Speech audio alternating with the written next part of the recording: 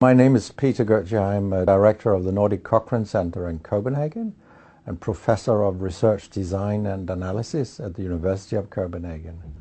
2 years ago, I found out that our prescription drugs are the third leading cause of death after heart disease and cancer. Our drugs kill around 200,000 people in America every year, and half of these people die while they do what their doctors told them. So they die because of the side effects. The other half die because of errors. And it's often the doctors that make the errors, because any drug may come with 20, 30 or 40 warnings, contraindications, precautions, and so on. No doctor in the world knows about all this. So they give patients drugs that they should not have given them, that interact dangerously with other drugs or food items or so on. And then the patients die. That's the other half. So the other thing I found out 2 years ago was that much of what the drug industry does fulfills the criteria for organized crime in US law. And they behave in many ways like the mafia does.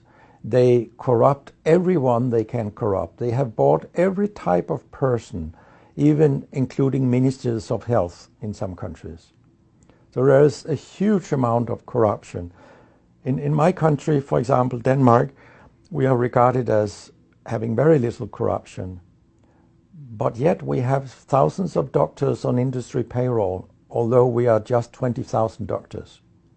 So this is an effective kind of corruption. The drug industry buys the professors first, then chiefs of department, then other chief physicians and so on. They don't buy junior doctors. So when several thousands are on industry payroll, it's really, really bad. And that's why I wrote my book, Deadly Medicines and Organized Crime, How Big Pharma Has Corrupted Healthcare. I hope to convince patients not to take so many drugs, because so many die from the drugs they take. In my country, people take so many drugs that every single citizen can be in treatment with 1.5 drugs from they are born till they die.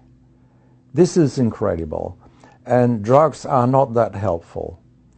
And they kill very many of us. We know that. That's why drugs are the third major killer after heart disease and cancer. So what we need in the coming years is to take far fewer drugs than what we do currently. If we did that and we were careful, then we could live longer and live better lives. Because drugs have many side effects, and patients often don't realize that when they become worse, that it could be a side effect of the drug, which they continue taking because that's what their doctors tell them. So when I was a specialist in internal medicine, what I very often did was that I stopped a lot of drugs, particularly in elderly people, and it's quite revealing to see a bedridden elderly person come into your ward, and when you stop the drugs, I mean, that person becomes many years younger. And many of these drugs affect the brain, and old people tolerate that very, very badly. They fall, and when they break a hip, 1/4 of them die. And for example, antidepressant drugs are used in more than 10% of our elderly. And they seem to kill 3% of them every year. I mean, if 100 old people take an antidepressant for 1 year, 3% of them will die because they fall and break their hip. This is a huge death rate.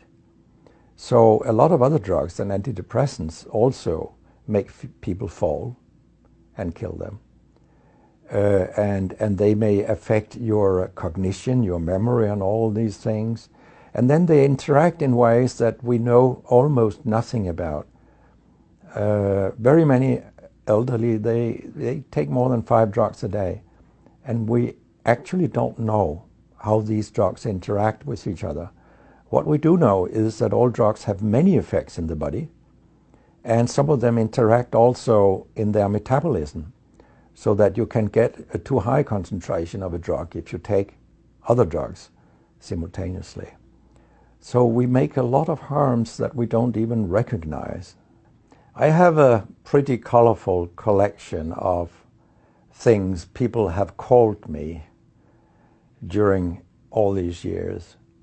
And sometimes journalists have asked me, why do you always look up controversy? And my reply is, I don't. Controversy looks me up. Because it's not popular to tell the truth in healthcare. You will get a lot of enemies, because a lot of people make money on false premises, doctors and industry alike.